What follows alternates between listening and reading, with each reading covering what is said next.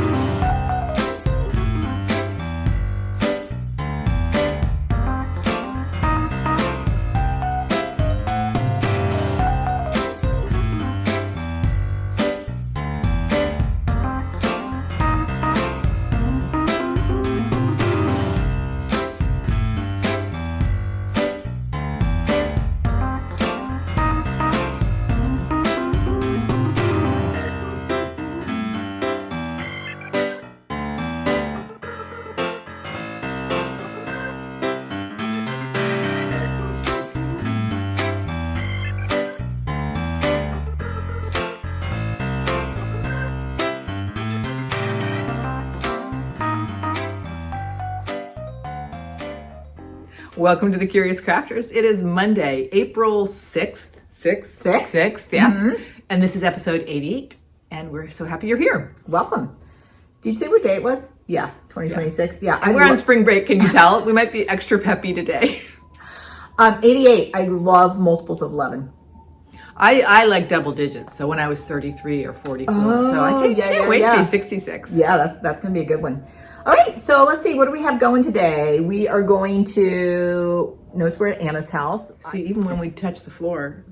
Oh, okay. We're on you should see our precarious setup right here. Mm-hmm. We have sort of a tripod-ish thing with a laptop and a camera tripod on it. So who knows? We may have to readjust. We might. Let's see, what do we got going? Over? No, we're not starting over. We're just going to keep going, and we'll edit as needed or stop. You know what? I think the video now has like a pause. Well, maybe not. Anyway, I can edit that. Okay. Here comes my husband.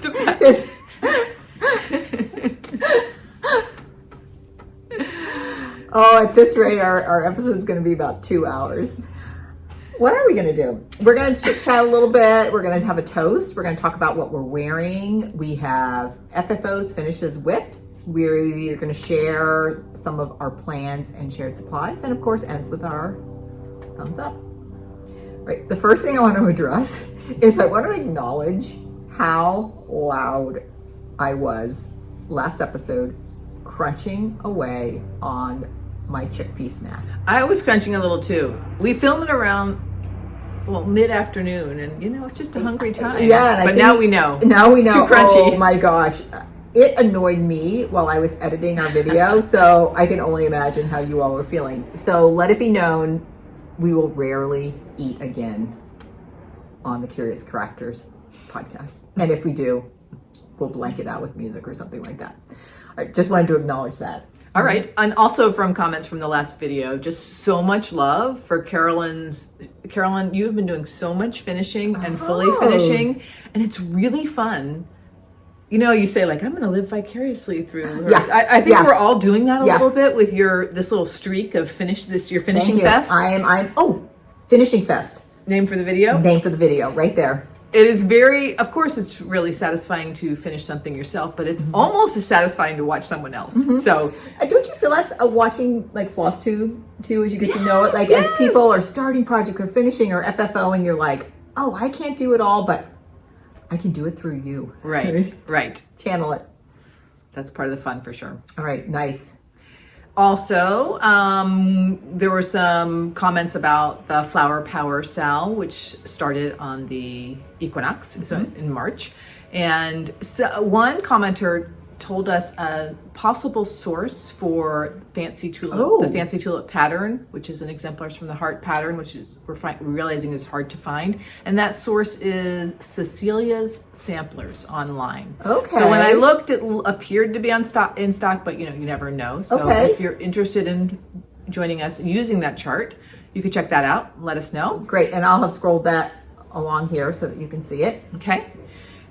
We had this sort of initial group of folks who were instantly interested in stitching that chart. It's kind of what got us going. Right. So Olivia of Hillside Rookery, and Boone and Gigi of the Artsy Housewife, Mr. Artsy Housewife, and Trisha Preb 409. So we're all in. We've all started. And yeah, check out the most recent Artsy Housewife FlossTube. It's number 22. And there you'll see Gigi and Boone's progress. Theirs are looking great. And they have both done a lot. haven't they said they're going to put them, like they're going to be side by side? Hang them side by side. They would look really good. And it's cool. I mean, not to give anything away, but Boone is stitching his, I can't remember which way. One of them is stitching it on dark fabric and the other one is stitching it on a lighter fabric. I think Boone's is on the lighter fabric with the fuchsia thread. Oh, that's right. That's right. And then Gigi is on it's almost like a fuchsia fabric. So it's going to look really good. It's almost like negative images of each other. Olivia, I don't think she's shown it on Instagram yet, but hers is on this amazing mustard linen. It's like a mustardy It's what gold. she did her Esther on, I think. And she picks linen colors like nobody's business. Yeah. Oh, that's really spectacular. Lots of admiration. Right. And I know that Trisha is using the Vicky Clayton silks, but I haven't seen them on her fabric yet, unless I missed a story. Sorry if we did. Yeah. And then at Karen O'Heck said she is going to use the Vicky Clayton silks, and she is skipping the fly. I know she said she doesn't like insects, but there are a few more. I wonder what she'll do. Aren't there some other insects there are three around? Yeah, 3 total. Okay, so and then PJ at PJ Olander. She has her floss, but she's waiting for her fabric. Something about the fabric she thought she was going to use didn't work. And then we have a couple people who are stitching the Flower Power Sal with a different pattern. And Mrs. Petunia Head, Melinda, is going to stitch Shakespeare's Peddler's Painted Flowers. And quilting_gardener, Bonnie, is stitching Stony Creek's The Power of Love, which is a new chart for me. I wonder what the copyright is. I meant to look it up. Anyway, there's a quote on that one that says, "When the power of love overcomes the love of power, the world will know peace." Oh, that's so good. So that's so good. Flower Power Sal. Jump in if you can find Fancy Tulip, great. If you want to stitch something else from Exemplars from the Heart, great. If you want to stitch flower that has a big flower or has a message related to Flower Power, great. Yeah, and let us know either in the comment or if you want to tag us on Instagram so we can see it, and use that hashtag also Flower Power Sal so everybody can see it. Okay, and we'll show you. It's been really fun. Yeah, we'll show our progress later as we go on. Having a good time. Yeah. So as we mentioned, we are on spring break. Yesterday we had a big family gathering for Easter. So it's always so great to have like a big gathering like that, and then like a whole week ahead of us. I know it. And then you also feel like you can just totally, Anna was the host she does Easter lunch for our big extended family. And you don't have to be worrying about work the next day, right? You can just enjoy all the prep and getting ready and everything. Our weather was so perfect for it. Beautiful. And we had little ones that were doing egg hunts and great food and just sitting outside. And tomorrow we're going up to the Young Museum in San Francisco to see a sampler exhibition. Right. So if we think of it, we'll put up a story. Yeah, let's think about that, and then we'll take some photos and talk about it in the next episode also. So excited about that. So Carolyn loves jelly beans, and this is the time of year for jelly beans. So we thought we'd toast jelly beans. I allocate for myself, I allow myself to buy 1 bag of Brock's jelly beans a year. You do the same for candy corn, I do the same for candy corn. And I just commit. I don't care if I eat this in 2 days or it takes me 2 weeks. I'm just going to eat it and enjoy it. So Anna, as we just said, we're not going to be eating. We're laughing. Okay, Anna, pick up jelly bean. I'm a little bummed though this bag did not have the black jelly beans. I'm surprised. And they are some of my favorite. Okay, I also like the white. What did you pick? I have some black licorice. I picked red. Okay, white. I'm just like the red of anything. Starburst, jelly beans, those are way up there. I am putting my paperclip on that, so this will be the only eating we do. Put that. Carolyn says she's going to play some music. So okay, Anna, cheers. Cheers.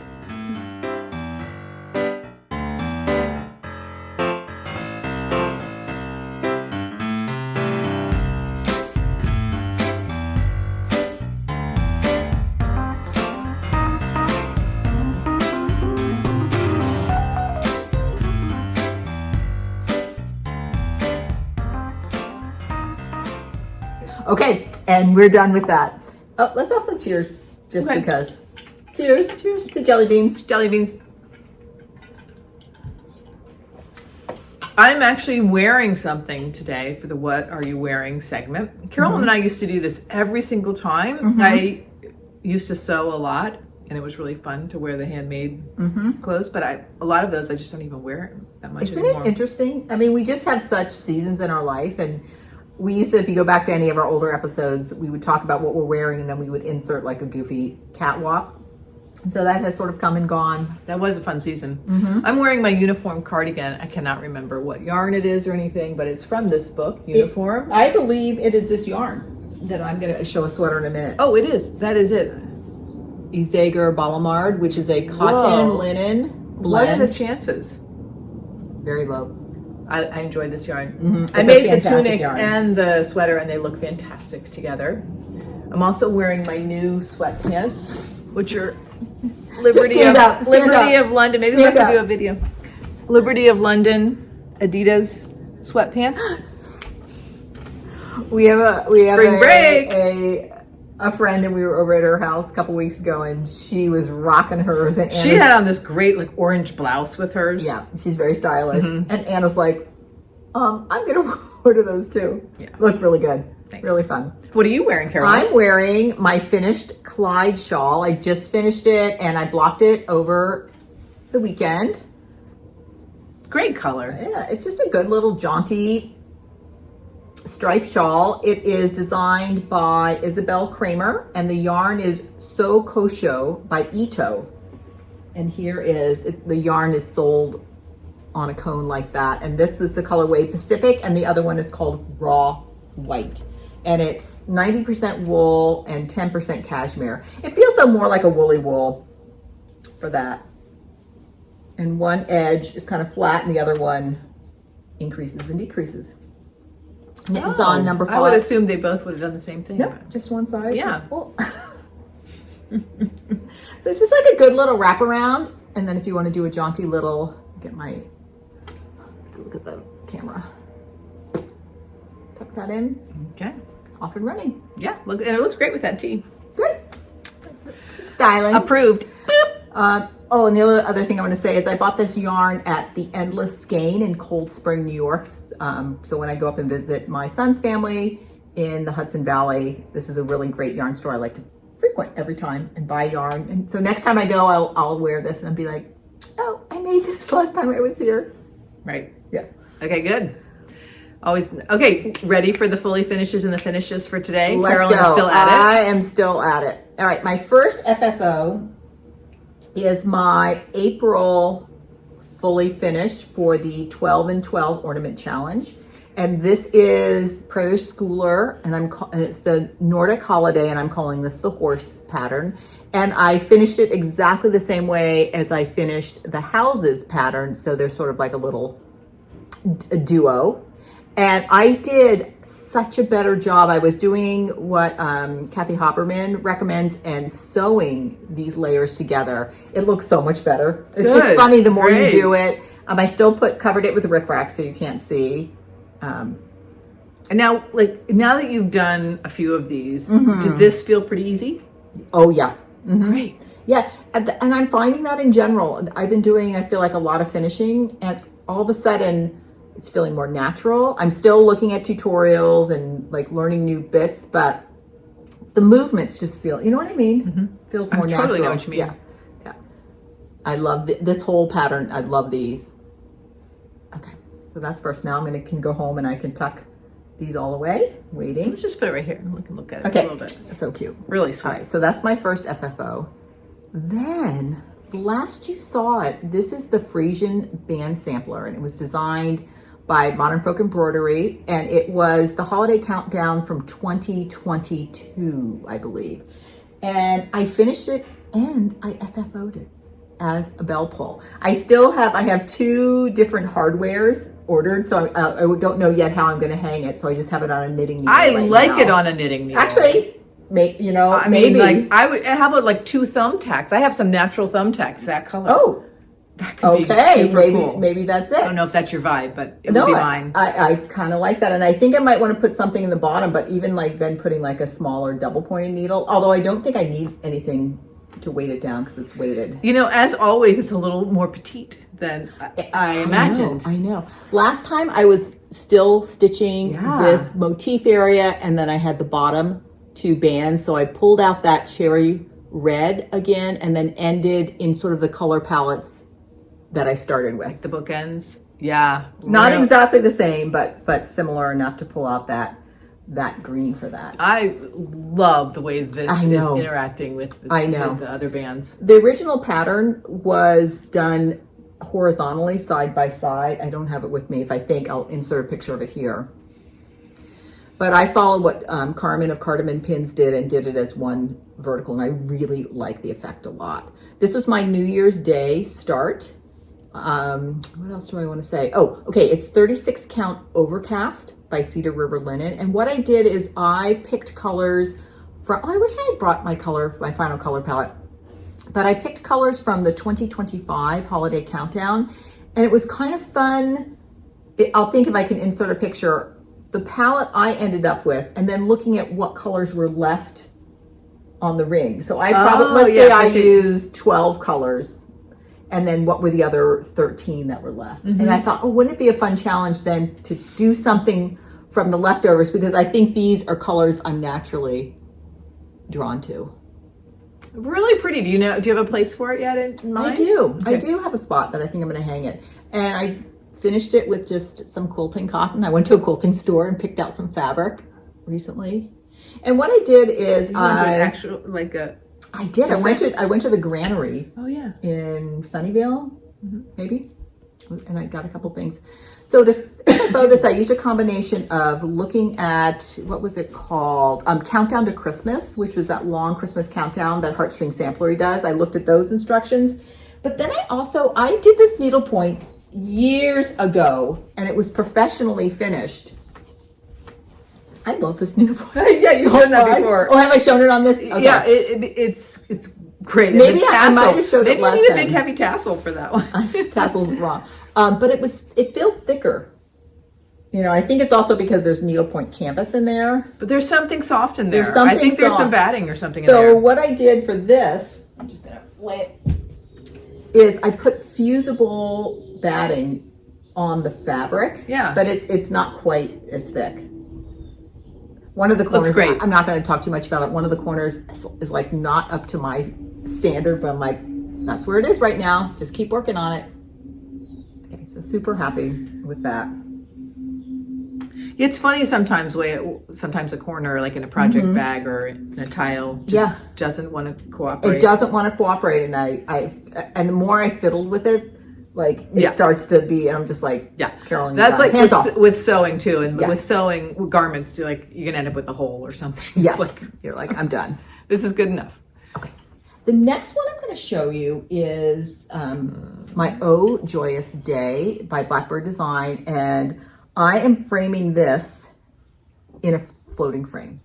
And what I'm going to do is I've actually done a lot of it. It's not quite finished, but it's enough to count as an FFO. I'm going to be putting together a frame with me video, kind of in style. Katie Strachan did a video recently she called Stitch with Me, where she walked through her finishing process for one of the animal crackers. But she goes, I'm not an expert with this. I'm not making a tutorial. I just want to show you my process. So same thing. I don't feel like I'm a framing expert, but I thought this might be an interesting process. Where you are with your learning, what you know right now. Yeah. Right. So here is Oh Joyous Day, good. All laced. It's just amazing how lacing just makes it look. I know. And I put 2 layers of batting, and I did, I've talked about this in the video, is I put it on a mat board. Okay, and then this is called a floating frame. And a lot of canvas artwork, paintings are in this style of frame because nothing goes over the lip. It sits inside. So pretty. And I got this from Franken Frames, and this is called their panel finish. So it's designed to frame a panel, not a canvas. So it's not as deep. So it has this ledge that it sits on.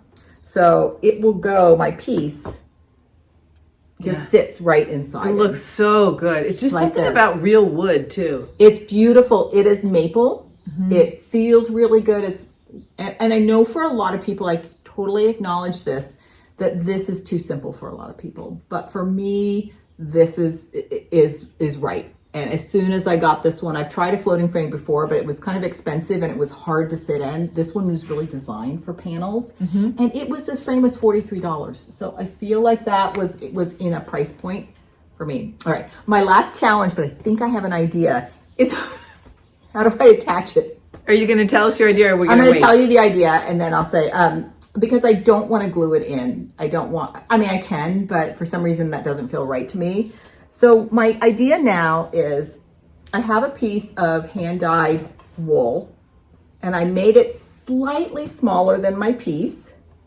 I actually think it looks really good. It's pretty. And I'm going to just whip stitch that in place. So it also covers my lacing. And then what I'm going to do is I'm going to Michael's after we film, and I'm getting some Velcro, and I will glue the one piece of Velcro onto the frame.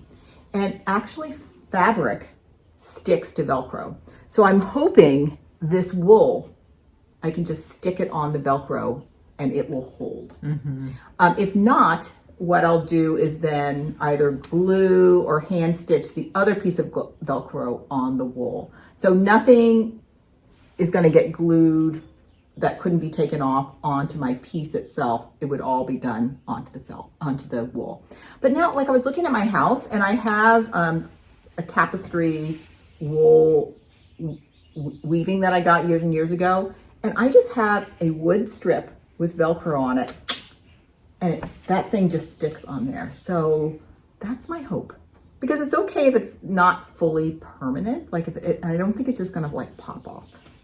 So that is idea one. I had another idea from the video. I had talked about another idea. I thought I would put this on and then glue this to the frame. So again, the glue would be on something that could be removed, but then I think the Velcro is a better first idea. When I try it, I'm going to get Velcro dots. Yeah. And I'm going to put the Velcro dot directly on the back of my linen. Yeah. And I'm just going to try that. Okay, you're going to just put it right on the linen. I think that would totally work. But I don't have all those special dates. I won't have all those special dates. I think though, one thing I liked about this is, you got a big hole back here, right? It's just a frame. So the nice thing to me about having the wool there is that's what you'll see. True, I hadn't thought about that. And will protect the back of the piece for that. Okay, great. So really, really, the little spider webs in the lacing. Really, really happy with this. Because I know Carolyn so well, I know how well this suits you. Yeah. And how it's almost been, you've tried a lot of different things, and I almost want to say it's been a struggle to find your thing. Yeah. But you've liked your fully finishes in the past. Yeah. But this is so Carolyn. This is so me. And all of a sudden, once I did this, it was so doable. I'm like, I have ideas of now. Now I almost feel like my framing floodgates are going to open. Right, because you have a really beautiful stack of finishes that at this price point, if you just do a little here, a little there. I should be fully transparent about my price point. The frame was $43. My shipping was $16, which I thought was expensive. It came really well packaged, but I'm hoping the next time I'm going to order from them, I'm going to order like 3 frames. And to see, is my shipping still $16 spread over those 3 frames. So then it is popping it up. Right. So then it was like $59. But to be honest, my other floating frame, which was smaller, I think I paid, once I did shipping, like a little bit over 100. Maybe it might have even been like 120 for the frame. And this is a really nice, doesn't it feel good? Yeah. Wood frame. Okay, enough talking about that. Super, super, super happy. Thanks for finding that for all of us. I know. And I am. They're going to be like, what? Yeah, I know. Everyone's going to be like, ordering the channel frame. I'm not interested in that.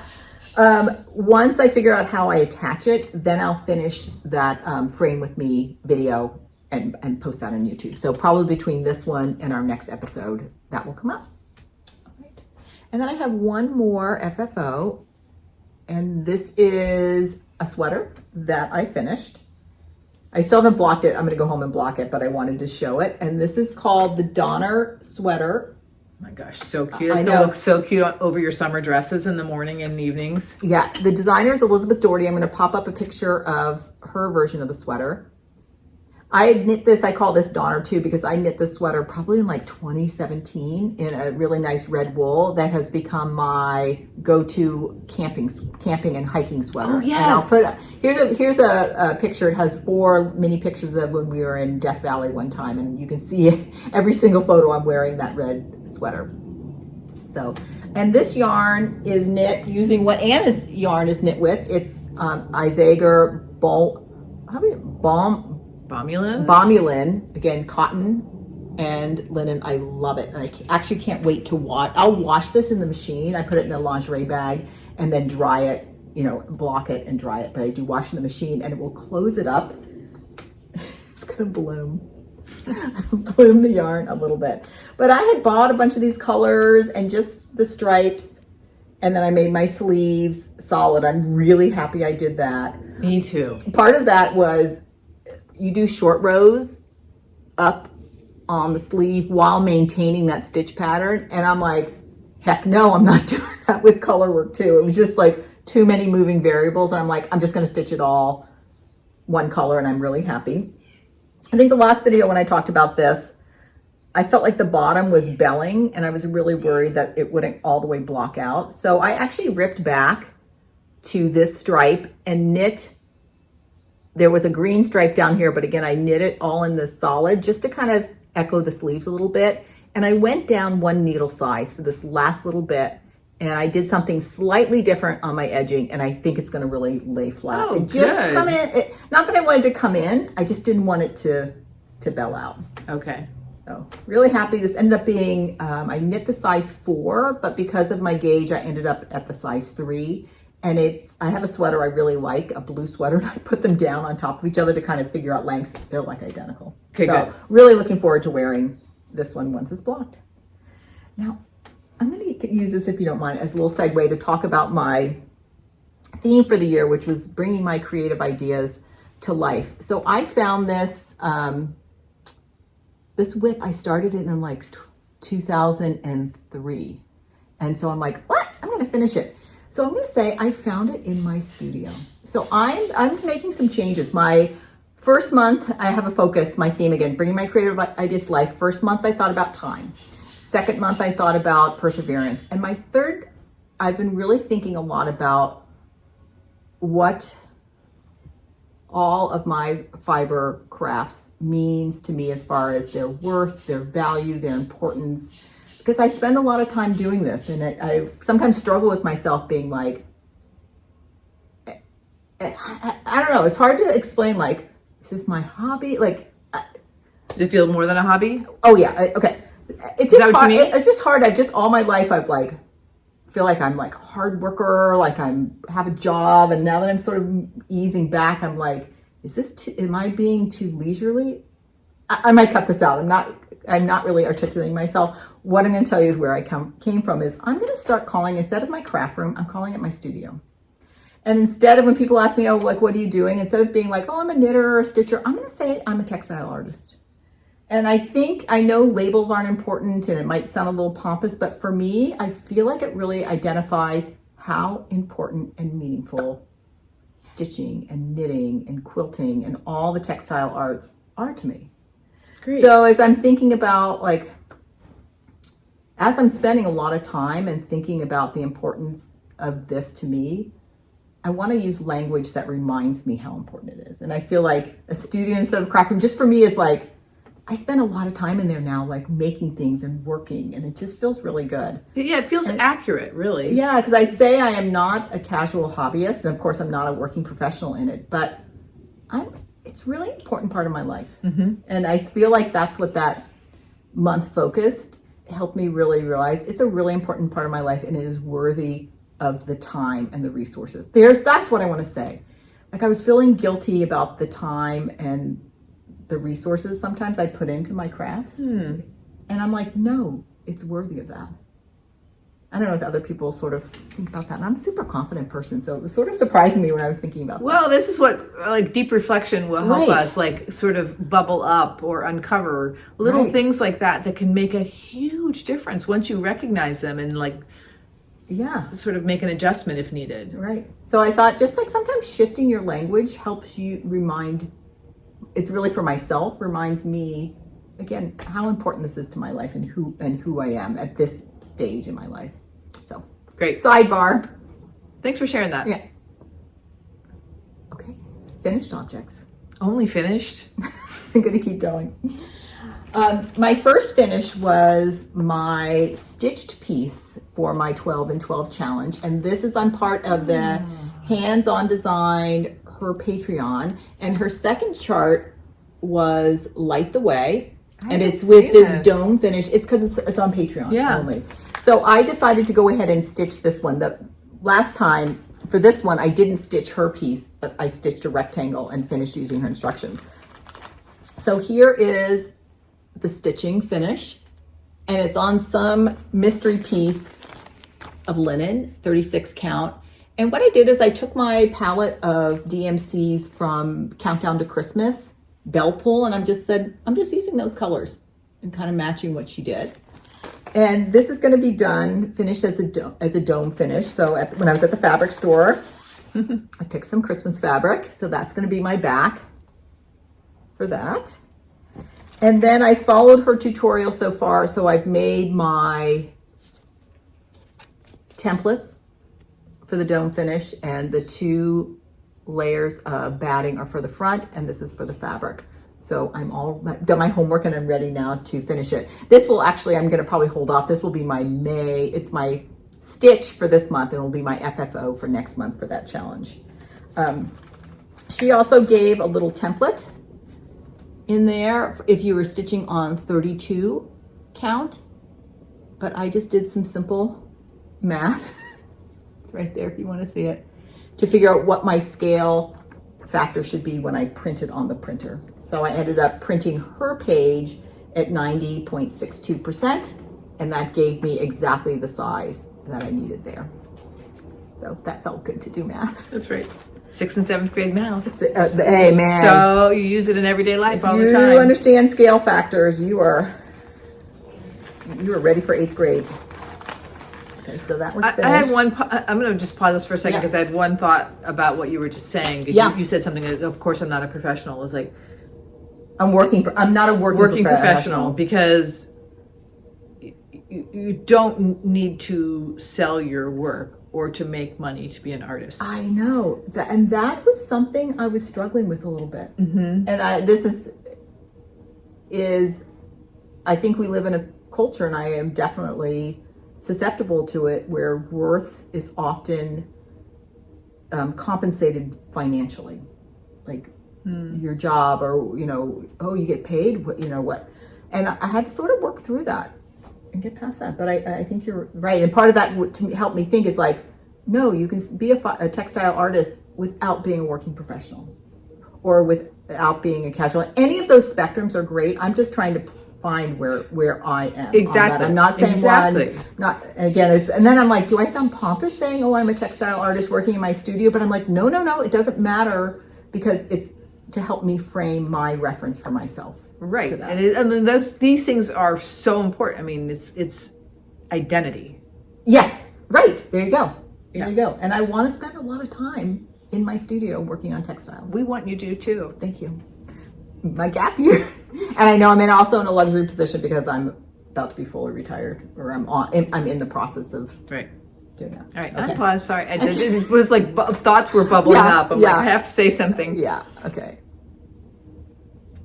Oh, I know. Okay. My next finish is, I just want to pull out all the pieces. The board. I wonder if we are going to want the board. Yeah. Here, we'll pause for a second while Anna gets the board. Okay, we're back. Yeah, Anna couldn't find her board. We have a file folder. All right. This is the first finished hexagon for my matrilineal sampler. And we've talked about this a lot, but it's essentially, I think we have 9 generations above us of women, and each woman is going to get her own hexagon. So guess I this have doesn't this, cling. yeah, plastic template, so you can at least see kind of where the hexagon is going to go. I like the doodads you've put in. Thank you. Everyone's going to have their birth date, their death date, if they are deceased, and some doodads.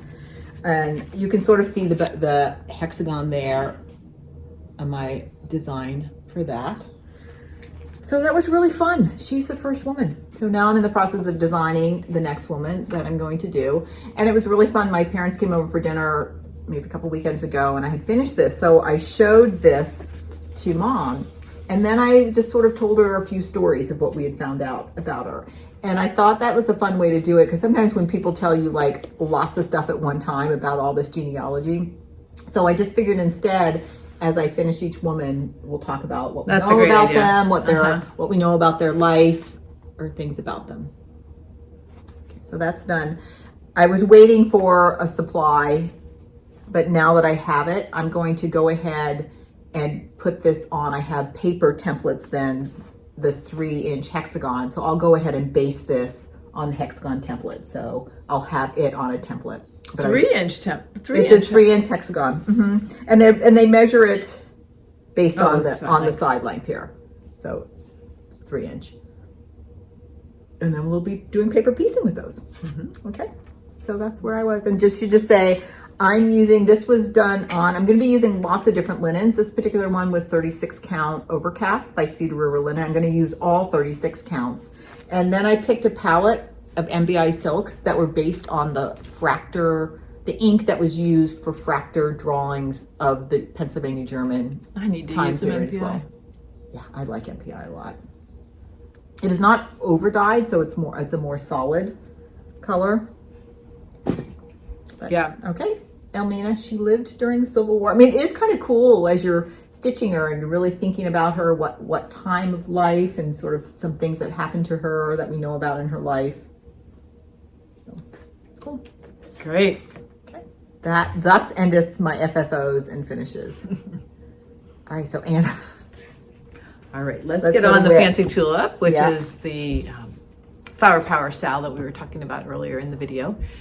And the designer exemplars from the heart. I'm doing mine on 38 count Himalayan Fog by Legacy Linen. I haven't used like a Legacy Linen in a while, and I'm really liking the way the Vicky Clayton silks are sitting on it. So here was my start, and here is where I am now. Let me put up the... I realize this isn't going to stick to the... Yeah, but here, I'll hold it behind it. Okay. So look at that leaf, everybody. That looks fantastic. So good. And I went ahead and put my initials in that rectangle, and I'm down at that bottom corner. There's a bird coming. Here, do you show the pattern? No, not yet. Here. And I see you've got the flowers down there. I'm trying to do a little bit of that brown outline as I go. So I'll probably finish that corner and then move up and do the whole right side and then move to the left side. Okay, so you started in the center. I started in the center. That's right. And then kind of moved down. Oh Looks my gosh, so good. I stitched on this for about a week and a half, which is long for me. I usually do about 5 days. And I even had some thoughts of like, oh my goodness, am I going to be monogamous with this? Am I just going to keep stitching this? I'm really enjoying it. It's like the perfect spring stitch. Fantastic pattern and in such good company. Yeah. So that's what my fancy tulip That is looks looking like. so good, Anna. Thanks. Let me look at it. Sure. And here are the Vicky Clayton silks while Carolyn's looking at it. So the reds are quite orangey. Let me flip this one over. It looks really good. The fish pepper. Really good. I really like the different leaves. greens. Yeah, that leaf, it's my favorite part of it. And I love how the outlining green is so like muddy, so it makes the flower really pop. Definitely. Oh, yeah. Vicky Clayton's, this is really pretty. Yeah, this is the outline, and it is much more sort of olive than the other greens. Yeah, the others are like really kind of blue. And your gold is really good. The gold is quite bright on the skein. That bird is going to look so good because it's the blue and the gold. Which the fly is too, yeah. Yeah. or the bee. Is that a bee or a fly? I don't know. Insect. It's an insect. It's a buzzing insect. Let's see yours, Carolyn. Okay. You can hold I'll do the same. The frame.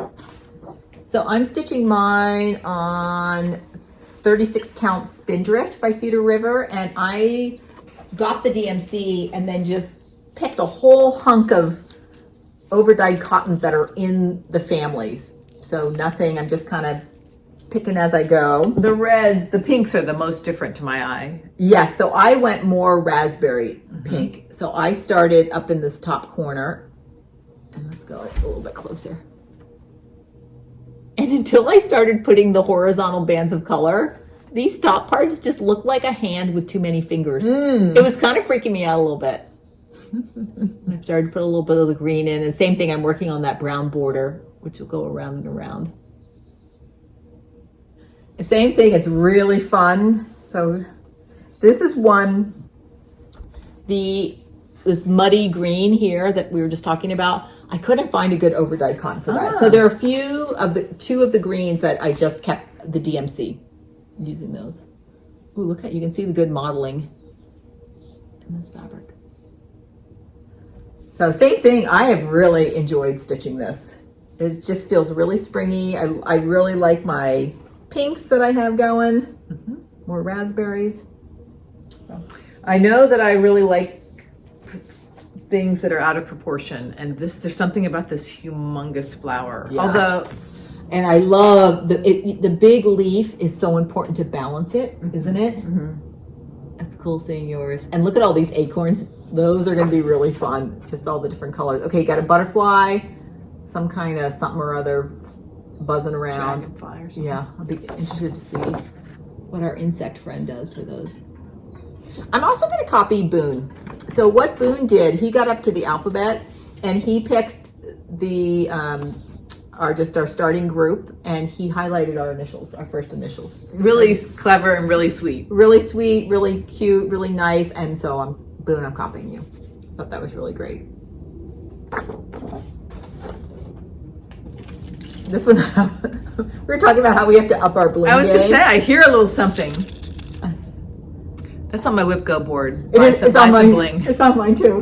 Whoever gets it, we have to also buy something for somebody else. I don't know why it makes it feel so good. And I think I have like 4 or maybe 3 pieces of bling. Okay. Okay. It's also in that category for me of like, I know I could make those. Oh yeah. But it's okay to buy some things that other people make. And think like you're helping to support. You're helping to support somebody. Same with project bags. All right, Anna. This was a surprise start for me. So this was one of my market patterns. Oh, right. This is Shaded Stitchery Spring Mosaic. Okay, I have never, when I went to pull the DMCs, I've never seen, that I can remember, a photo that is so true to the colors of the DMC. So Nuri, whatever you're doing with your photography, amazing. Amazing. You really see what you're going to get. Wow. It's really striking to me because of how often that is not the case, as in always. And I know people put time and effort into it. And I know it's like partly the photography, partly the printing and everything. And I wonder if it has to do with how she printed it. Wow. So this I decided to do on perforated paper. So I did a cross stitch intercession recently, or class at school, and I had some ecru perforated paper, some 14 count, which I had never stitched on that color, and I am having so much fun. Just lots of triangles. There's all kinds of really interesting variation in there. What a perfect! I think it's looking great, if I do say so myself. Oh my gosh, it's hard to.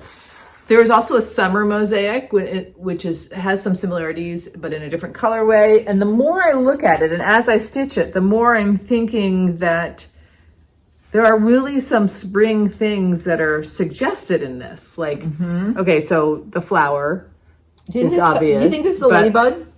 Maybe, or like a little bird head or something. And then I'm like, okay, that's a butterfly. The more I look at it, the more I'm realizing, oh. And then like, is one of these like a kite or a pinwheel or... And Anna, because it's full coverage, perfect use for the perforated paper. I have been at home stitching this. I usually enjoy perforated paper when I'm traveling and away from my magnifier light, but I've just been doing it a little bit, like maybe 1 square a night or 2 squares a night, and the color combination is what drew me to this, and just I like geometric shapes. And I think putting a piece of felt on the back and just stitching it, like doing the little needle thing, and then we can like throw it around like a tile, like a little frisbee. It's be a frisbee, but it's also like a token. Like what's the fractor thing? A token of we'd give people like their little drawing. Yeah, what is that? Thinking. Not token of appreciation. Something of it's like of because you did something good. Award of merit. Thank you. Yeah, maybe a frisbee's a better idea. Anna, brilliant. Thanks. Was it just like an inspiration? Yeah. You just like, I'm doing this? Yes, it would. Yes, definitely. I am thinking these are supposed to be filled in with the lightest color. I might leave them unstitched because I'm really liking the way they look. And what is the lightest color? Is it that light green? This one. When you're done, you'll have to see if it feels like the paper. Yeah. Or if you like that. I'm talking about these 4 that's a good little for that. dots up there. So super fun. Yeah. I highly recommend the pattern. I'm curious to go look at her other designs. And it also makes me thinking like, yeah, full coverage is really great for perforated paper as far as like being able to see it easily. Mm-hmm. Okay. All right. My next one was just like almost came out of nowhere. So similar, huh? Yeah. Same idea. All right. So I have loved this pattern. It's called a Parlor Pin Cushion. And I believe, and it's by Needlework Press. I believe this was from an attic event. For sure. I remember Trisha Preb number. She stitched this like on the plane ride home or something like that. And I'm like, I love that so much. So I just picked it. I just bought it like in the last 6 months, I want to say. So I started stitching it, and I'm stitching it on red cedar, 36 count red cedar. Oh my gosh, fabulous by color. Cedar River Linens. And my idea is I'm toying with the matrilineal sampler. All the women are hexagons, that I'm also going to put in some colored linen hexagons that have motifs. And there's something about this that reminded me of Pennsylvania German. I know it's not necessarily that, but they were really into the star motifs. And so I'm using MPI silks from my palette.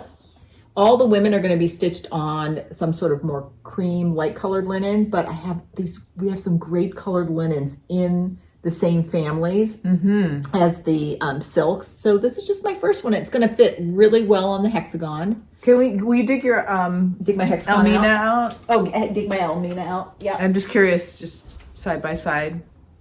Oh yeah, I see. That could be really striking. And who knows, I may or may not use them, but that's why I kind of want to start, once I finish each one, put them on their, base them on their hexagon template so I can sort of start playing and laying out. It's going to end up being a really big piece, I think, which is fine. It might be more of like a wall hanging quilt. And this one, the star is not fully symmetrical, so I had to put a little tag up here to remind me what the top corner is. Great. And that's where I am on that one. Okay, surprise! Yeah. And I love this. It just fits right in there, and that's with my matrilineal bag.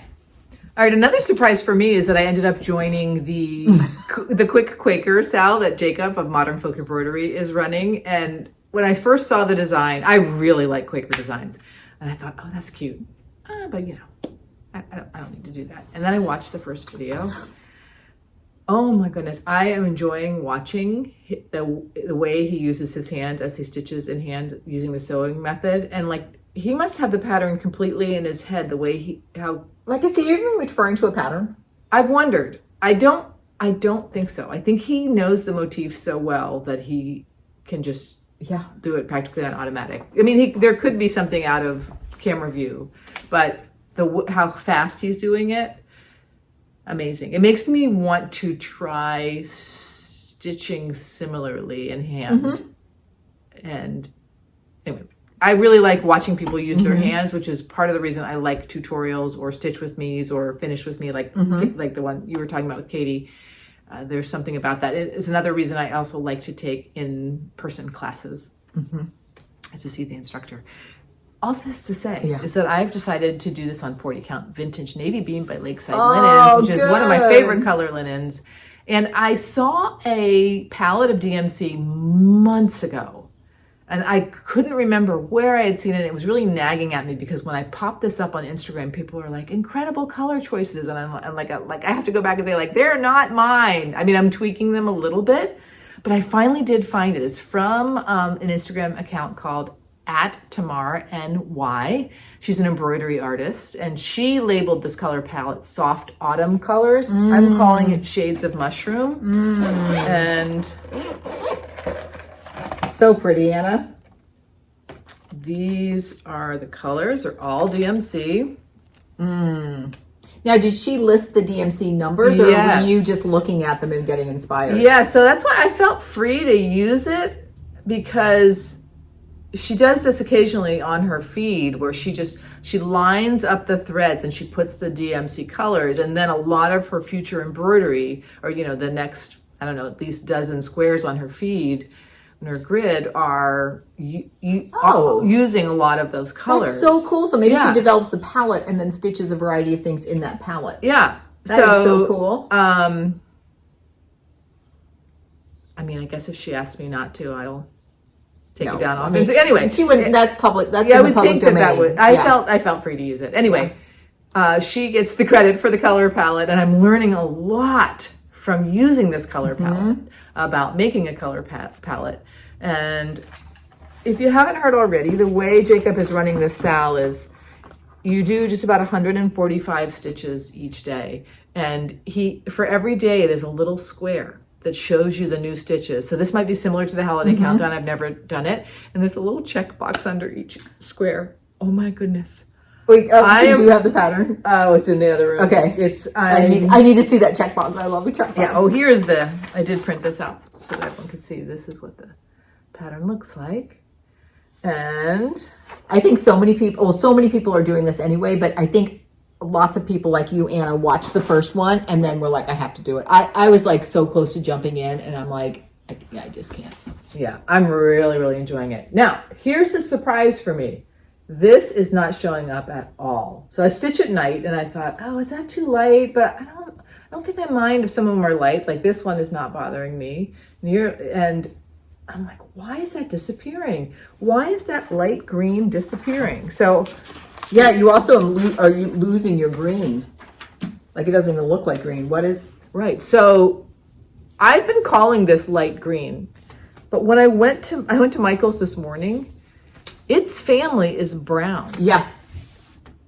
So that's the only one to me. It's because it's with these others that it's looking. If you probably put it next to a green, it probably doesn't read green at all. Yeah. And it definitely has some green undertones. Yeah. So I'm like, why am I losing this on the vintage navy bean so much? Because it has a little green in it. Navy bean maybe has a little bit of green in it also. Now this is also in the color palette, and this is definitely a green, and it's part of a green family, and I'm going to use it. So I wanted to have some sort of lighter green. And I like this one really sticks out to me too, this sort of like shell orangey. I guess I'm kind of into the orangey pinks right now. Like I can't wait to use that one. So I'm like, I kind of want a green that's sort of analogous to that. So anyway, I went to Michael's and picked some light greens, and I will rip out that bottom one. And I don't know, maybe I'll do some testing with these. And which one is related to this darker brown? 640.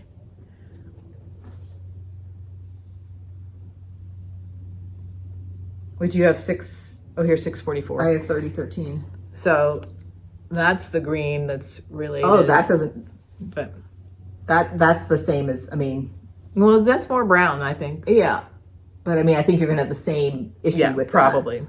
And you probably don't, let's look at your pat, like hold them up. Like that one's the one that first caught my eye. What number is that? This is 3013. I think that's the last one I pulled. It's funny. Yeah, okay, well, that'll be fun. It might even be worth putting doing a little palette up here. That's what I'm thinking as well. I think you are absolutely correct to rip that out. I think that is far too ghosty and close to your linen, and I think you want to see these motifs. Is this one too ghosty for you?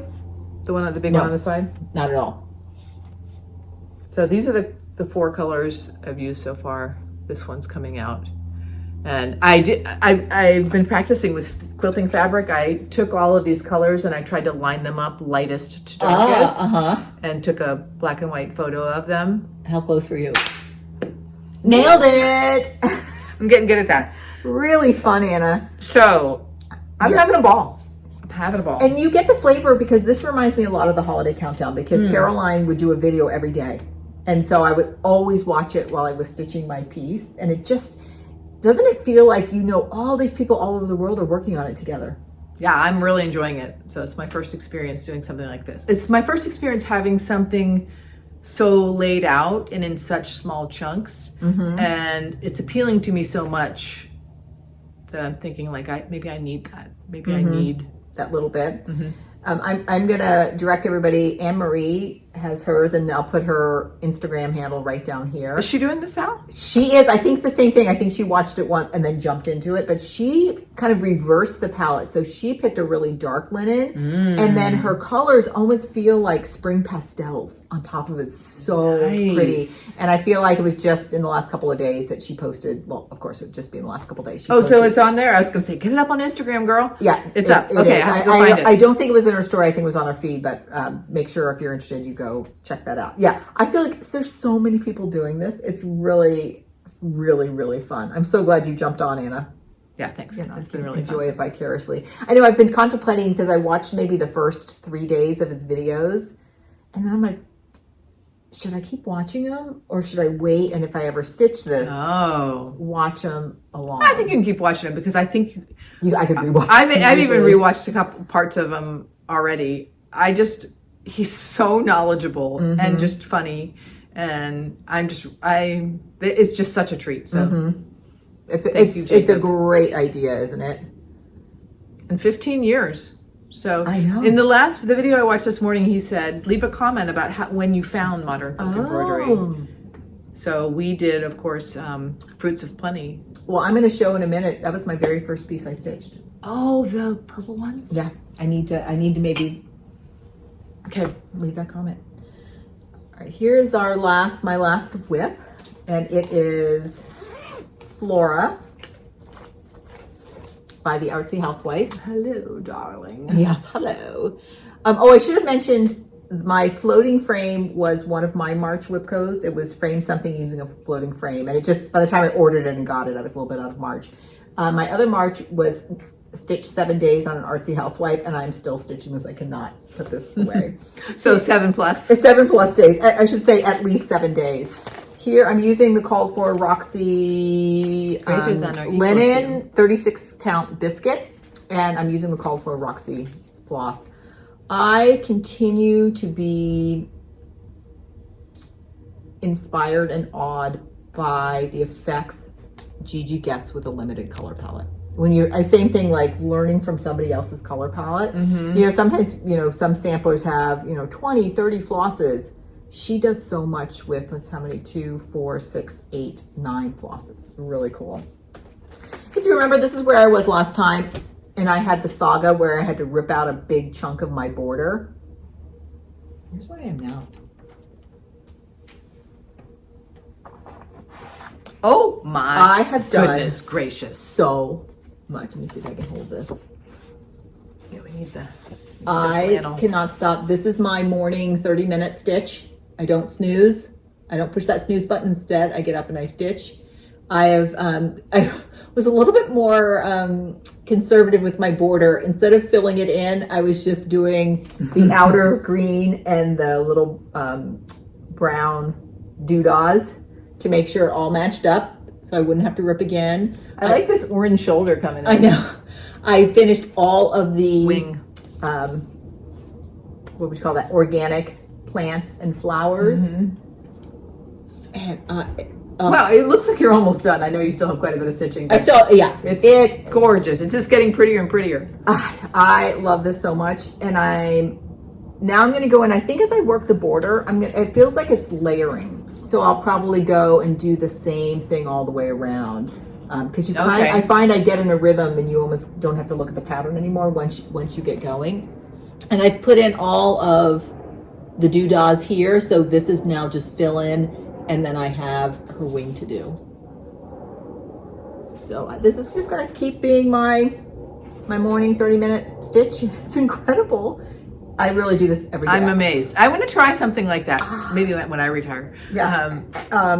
That was one of my perseverance things that's really stuck. And now I put in my planner. It's called my studio routine. I get up and have my tea, and I go in my studio, and I get going with that. It reminds me of what I've heard writers saying about how they start their morning. Okay. That's it for our whips. Anna, let's talk a little bit about plans. We jumped into WhipGo. I'm like, I did not spell that right. Anna's got WhipGip.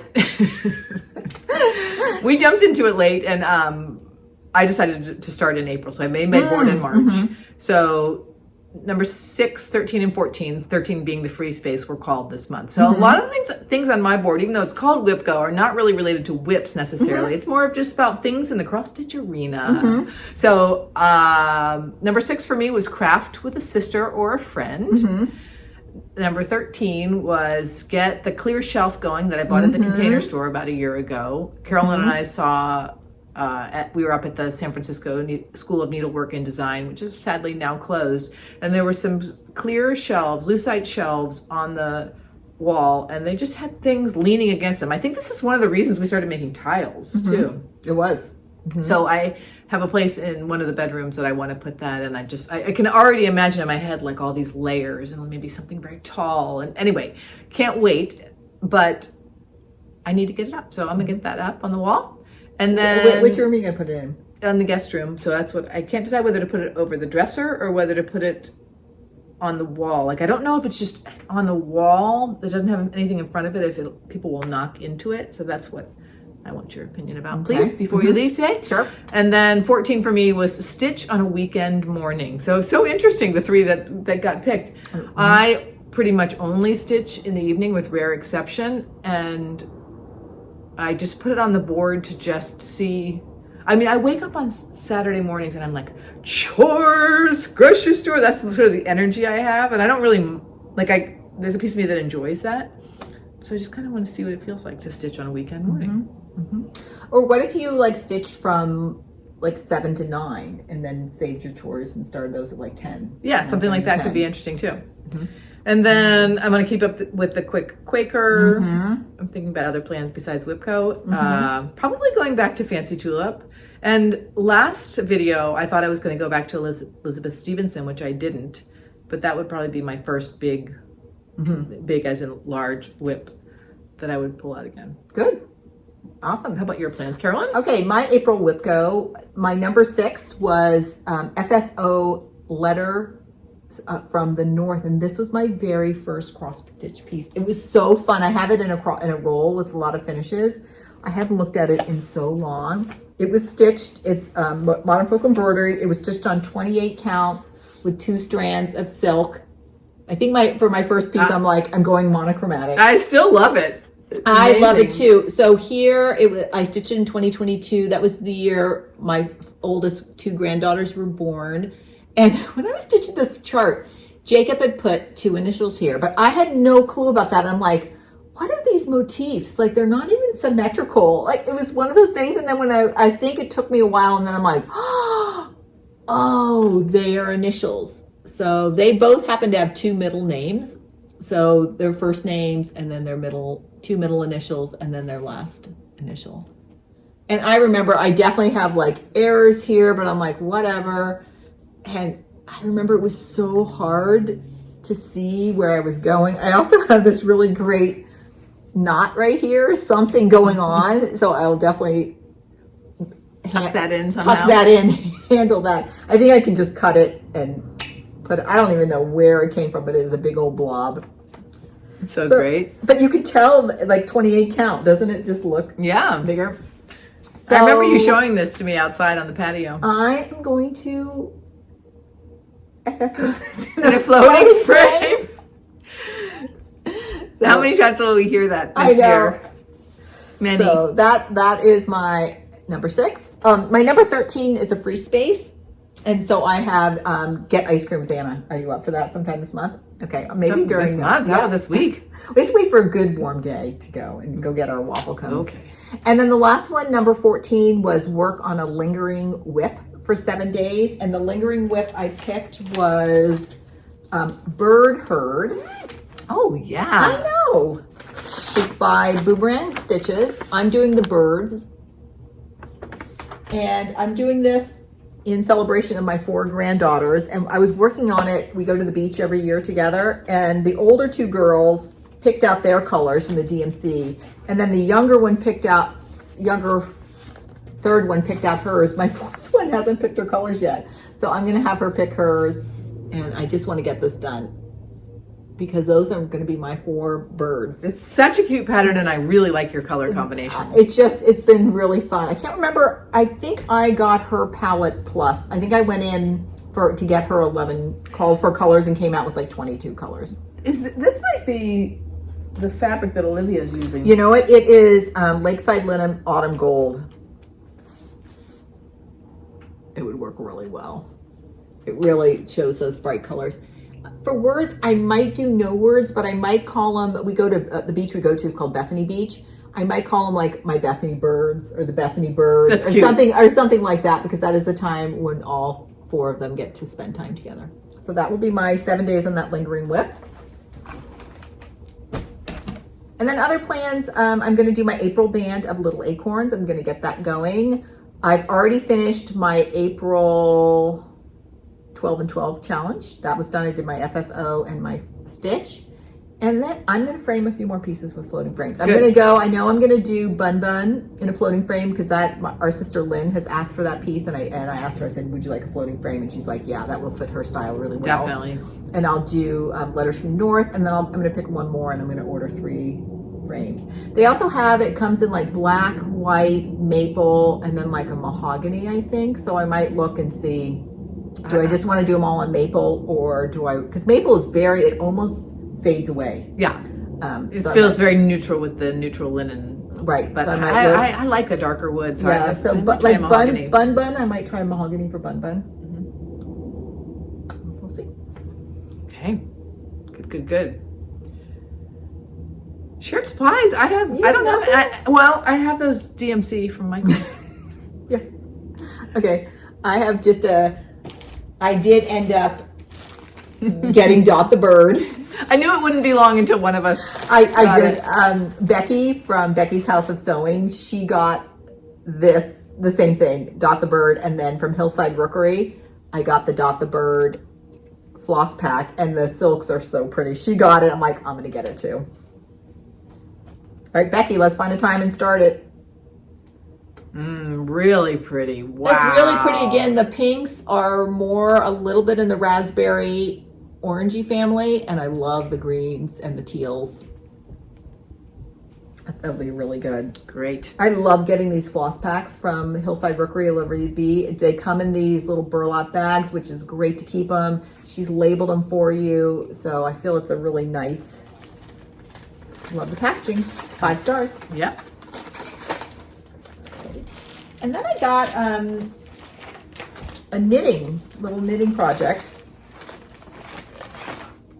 This is called the Color Palm Scarf by Cecilia Campochiara. She's really, I've met her once. She is such a techie person. I want to say, and I'm only going to say this because this is me as well, sort of like a math techie nerd, and in all the best ways. She wrote this whole book on sequencing of knitting, and then she's done a whole thing about reversible knits. It's so interesting. Show the back to show the colors. Yeah. So she teamed up with A Verb for Keeping Warm, which is an amazing yarn store and company in Oakland, and they do natural dyeing. and they put together this Wow. color bundle of this amazing yarn they have called Floating. And so these are all naturally dyed. Oh my gosh, Carolyn. So beautiful. So I really appreciate Cecilia, and I love this bundle. So when they put this kit out, I went ahead and got it. So I think I might start this sooner than later now that I finished that sweater. So that's not a shared supply, but it's a supply. Okay, Anna, this last one you're going to crack up. Okay. All right, I'm in the quilting store. There's this book. I'm not going to crack up. Lotta Jonsdottir, Everyday Style. It's a sewing book. But everything in here I love. It's very Eileen Fisher. And you like I those love simple shapes I of love Eileen this. Fisher. Like, let's find some of the dresses. Okay. I just love this style so much. Mm-hmm. And so I just bought it. I'm like, can I make clothes? Look at this dress. It's like, I think that's the dress I made. I made a dress out of here do once. you have this book? Mm-hmm. So I'm having a little bit of a pipe dream of making my own wardrobe. And, of course, the hand knits, no problem. Every time I try to sew something, I'm like, I don't like doing this. What's calling you back, do you think? This book. Okay. Because I want to be the people in this book. Do you ever do that? Oh, yeah. Oh, don't we all look do at this that? page. Yeah, I had a chance to meet Oh, Lotto one. Oh, She used to have a little studio in San Francisco. What? She used to live here. Yeah. And one day on my birthday, this was like 20 years ago, I'm driving up to her studio. And she had a little store, and I bought a few things and said hello to her. Wow. Yeah. So what I think I'm going to do, I haven't read this yet, but it has a whole section about like picking fabrics and like how do you think about your wardrobe. I am curious if Needle Studio, which is this beautiful little curated fabric craft store in Los Altos who teaches classes, if they offer a project class. Because I know when I started knitting, I learned to knit really in my early 30s, and I knew enough to know how to knit, but I went in and they had this project class that met once a week, and you picked whatever project you wanted to work on, and then they had a teacher that as you had questions along the way would help you.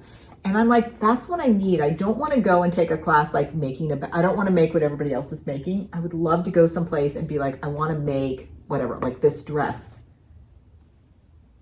They'll work something out for you. As I'm working, can I? So I don't know if they offer. Have you seen if they offer like a project class? I feel like maybe I have, or maybe it was like finish something that's started or something. But I also think that they would figure out like studio time plus help kind of price for you or something. Like I just think they're so flexible and helpful, and they want people to be sewing. Yeah. So I think they'll figure something out with you.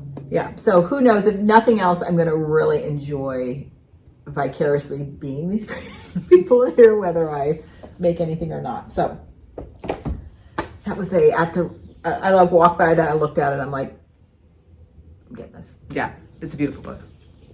Good. I'm excited. Of course, I always, for something I love so much, it's always been really interesting to me, your experience with sewing garments. And I kind of understand it too, because anyway, so if you ever do love sewing garments, we're going to have a good time. I know. It's a little too precise, I think, for me, but maybe it just feels that way because I'm a beginner and I just need to get better at it. And then maybe it will feel more like free for me.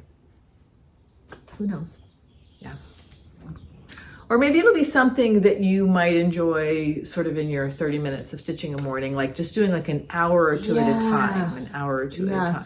That's why I also thought maybe working on something at like in a project class or a store where it's like I'm going there, and maybe it's the same idea. I'm working on it for like an hour or two and then coming back. So thinking about it more, like I'm actually really a process stitcher, knitter, like a process person. I think this is more about the product. So maybe I also need to change my focus as like, I want to wear that dress. It's not, the process may not be my favorite, but I want that end product. So actually.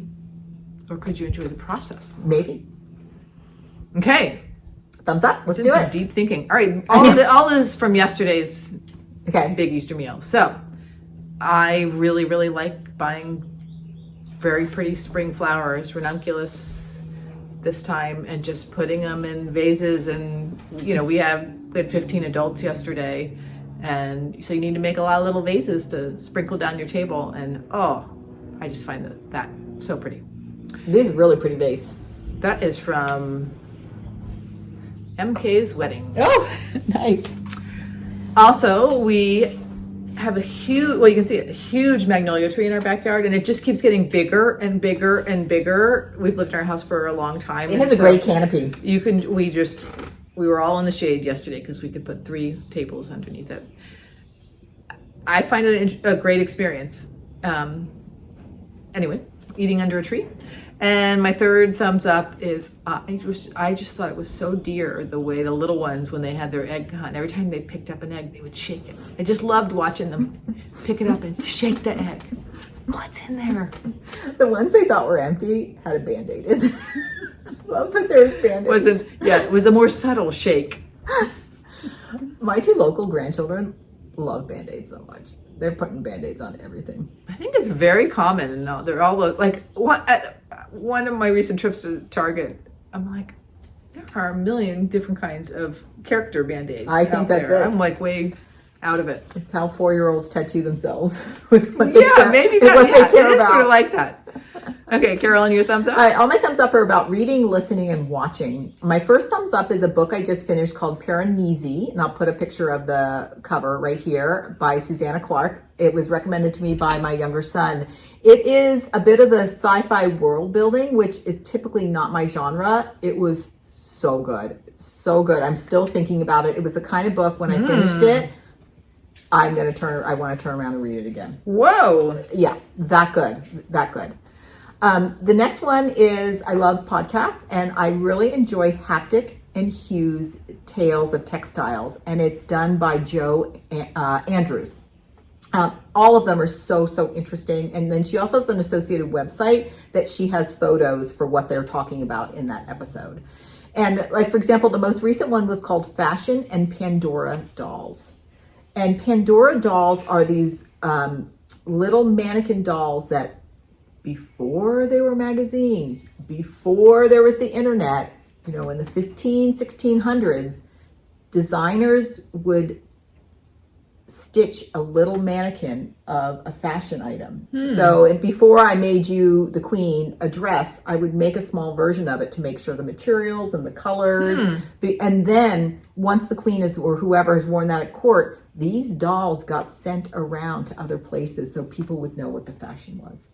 Fascinating. And the photos of them, so interesting. I find, as she's always talking about something that I'm like, what? There was another one about foundlings in England. If someone had to give their baby up for, they couldn't care for them, they would leave the baby and then they would take a piece of fabric and cut it. And the mother would keep half and the baby would be in the record. And so the orphanage would have foundling books. And then if at some point you were able to come back and claim your child, you would bring your fabric. I mean, so if you're at all interested, I highly recommend. That the last one, and this is one that lots of people love, is The Last Homey House by Kate. Oh my gosh, I just watched one this morning at the Y. It's like my elliptical. I love watching FlossTube or YouTube on the Y. It was about making handmade books, and it was episode, she numbers hers by the year, so it was number 26/7. It must be the 7th video of the 2026. If you're not watching her, she's so inspiring. She quilts, she knits, she weaves, she makes books. Her whole house is a work of art in the best possible way. Yeah. That is it. That is it. You got a good pile over there, Carolyn. I have a great pile over here. I am just, again, flowing down that river. Loving my gap year. Hey, when you only have to work 15 hours a week, it's nice. All right, everyone. Great to see you. Until next time, happy crafting. And stay curious. Bye. Everybody.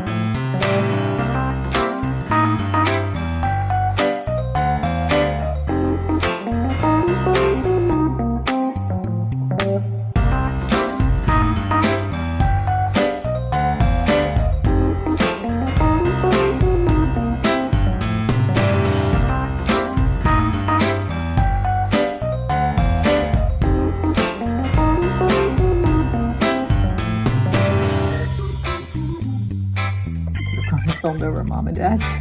You want to? No, I think this is good. Oh, we're going already.